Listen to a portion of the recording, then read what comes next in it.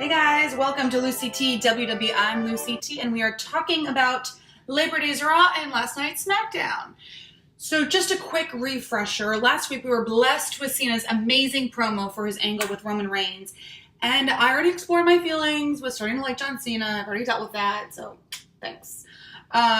This week, however, he faced Jason Jordan, Raw GM and Hall of Famer Kurt Angle's son, which is significant because I guess 15 years ago in 2002, woo math, John Cena debuted in the WWE and beat Kurt Angle.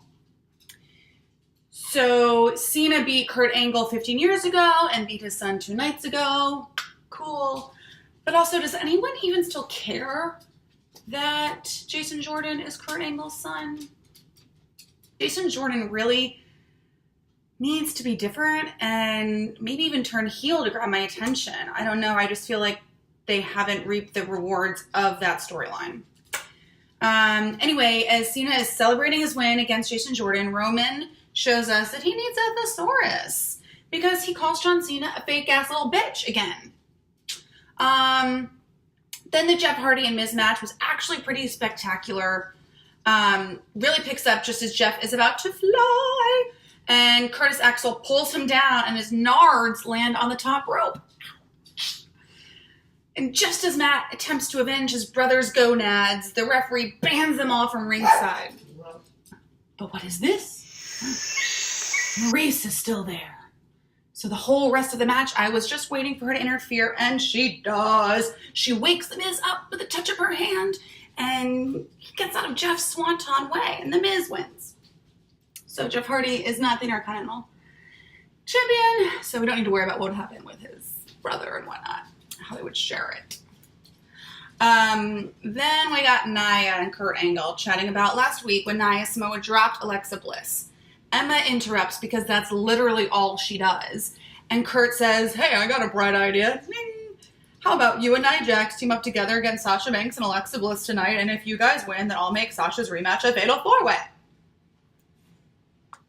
So obviously they win. I'm starting to think, though, that Nia Samoa dropping people that are mid-celebration or, like, sort of her allies is kind of her new thing. Glad Nia Jax is having a shot at the title, and I can see they're trying really hard to mix up the women's division a bit. I just hope that this fatal 4-way stuff at No Mercy, like, has a lot of holy shit moments. So, hoping that's good. More Finn Balor, Bray Wyatt talking, but honestly, I could have used a bathroom break then. I just want to see them in the ring. I hate when Bray does this, I'm going to address people from the Tron thing. The main event was of monstrous proportions. See what I did there?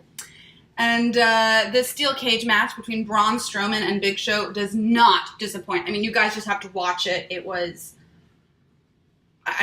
amazing. They, each take turns getting so close to escaping the steel cage through the door, only to be slammed in the face with the structure itself. Braun Strowman managed to beat Big Show, which doesn't surprise me because Braun is big, but he is fast. And Big Show, while yes, he is in the best shape of his career, of his life, he still is a bit slow, the big slow. They even went out of their way to show the crew reinforcing the ring because the last time when it broke, and it still broke. I love these super heavyweight matches, but I just hope that the WWE don't overplay it, guys. It's got to keep it sparkle. I don't know what this is, but it's sparkle. I just don't want it to bore everyone where it's like, oh, no, another one of these matches. SmackDown was very dramatic this week, and I enjoyed the very old school promos Randy and Shinsuke delivered at the top of the show. We'll get to their match later. And then it just went full soap opera from there. Kevin Owens interrupts Carmella and Ellsworth to say he'll be guest referee for her match with Natalya. WTF?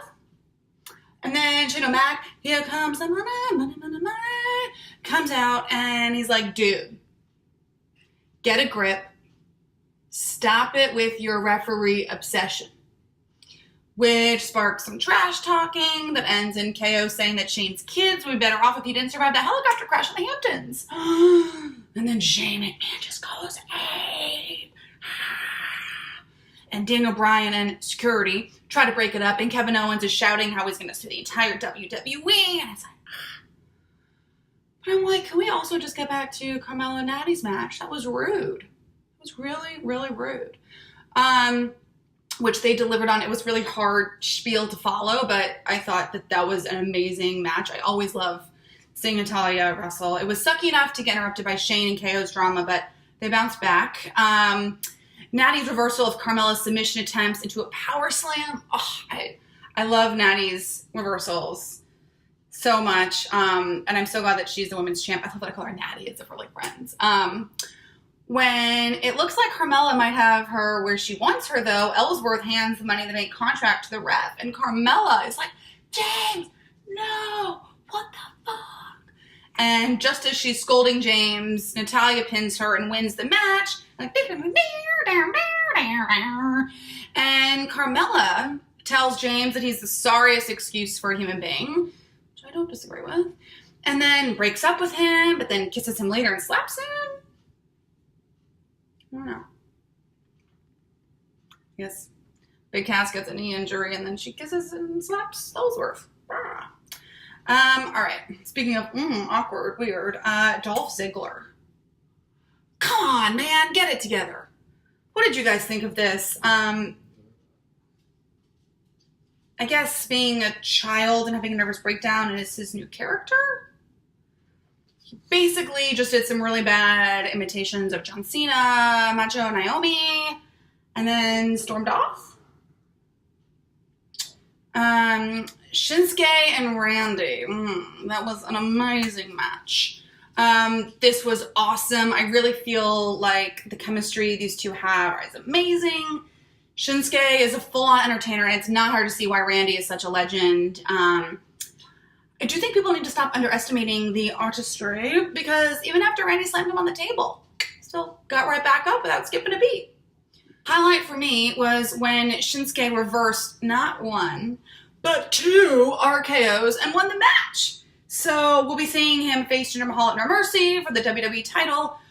Also thought it was kind of silly to have the Maharaja and the karaoke boys in box seats as opposed to ringside. And did anyone else notice that Renee had completely changed her hair, her makeup, and her outfit during his backstage interview? I think it was safe to say that this was pre-recorded. Now this is where you gotta put your seatbelt on for SmackDown.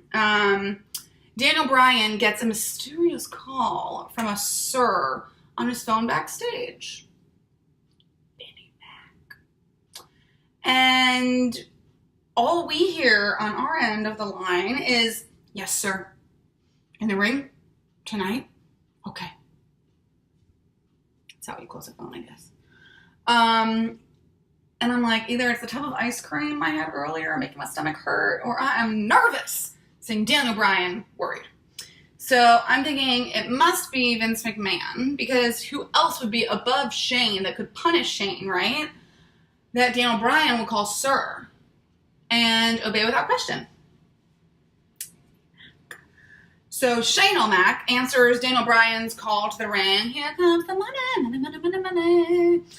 And I was right. It was the chairman.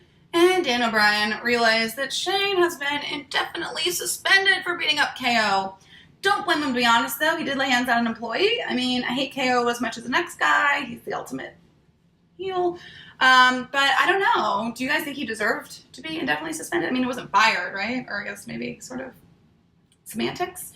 Let me know what you guys think, please. Who is excited, though, for Vinnie Mac to do his walk next week?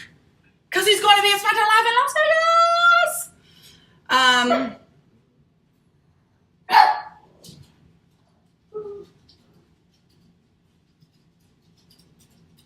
Favorite sign of the week goes to McMahon Bryan 2020.